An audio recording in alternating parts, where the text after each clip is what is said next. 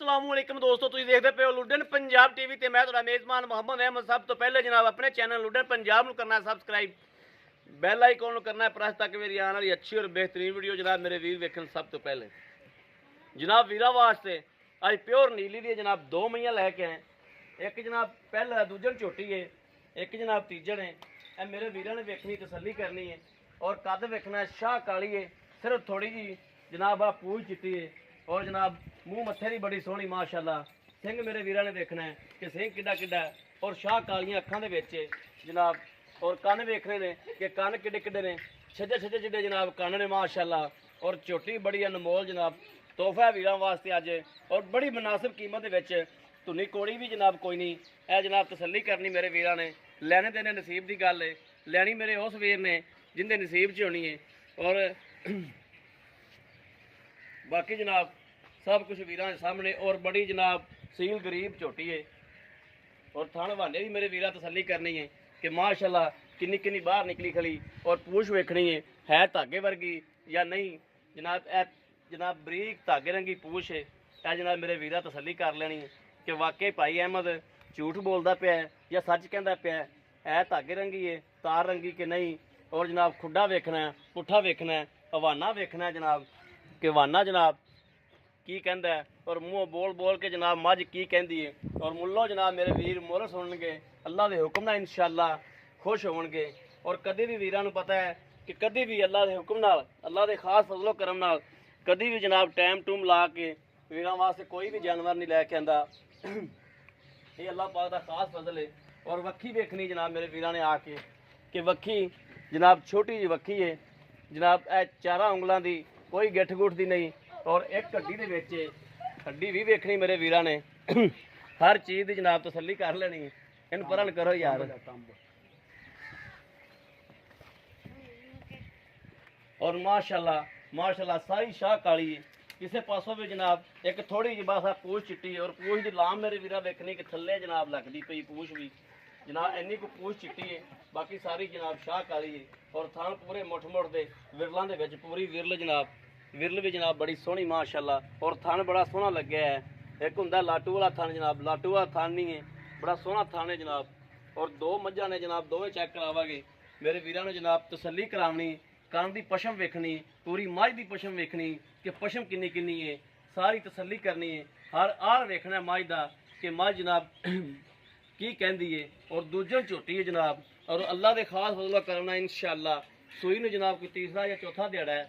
और अल्लाह की मेहरबानी नाल इंशाअल्लाह दुध दी इंशाअल्लाह नहरा ला देगी, क्योंकि खास दरिया की जनाब, दरिया के जनाब विचों आई मझ, खास दरिया की प्योर नीली की मझ है।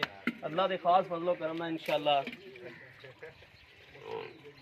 ए जनाब नीली दी भी तसल्ली करनी मेरे वीरां ने। और बाहर चारे दियां मईयां ने जनाब ये वालियां। और दूसरे नंबर पर जनाब इनका फार्म विखाओ केड़ा है, इन्हें मगर कट्टी कट्टा है, ए जनाब कट्टा है, ए मेरे वीरां दे सामने खोता है।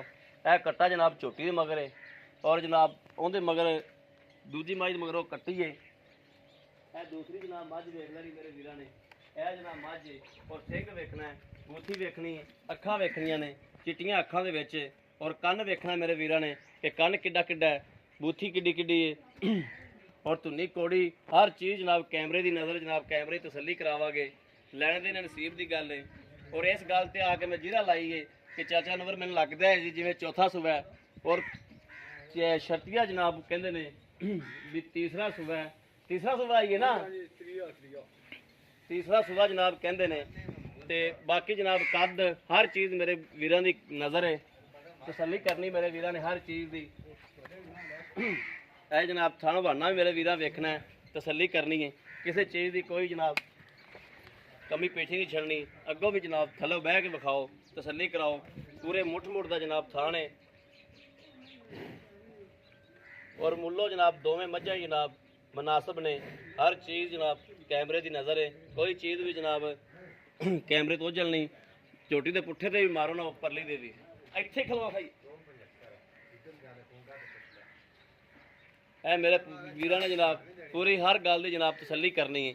लैने देने नसीब की गल है जनाब। कैमरा मैन थोड़ा जहा नजान है, थोड़ा समझाना पैंदा है।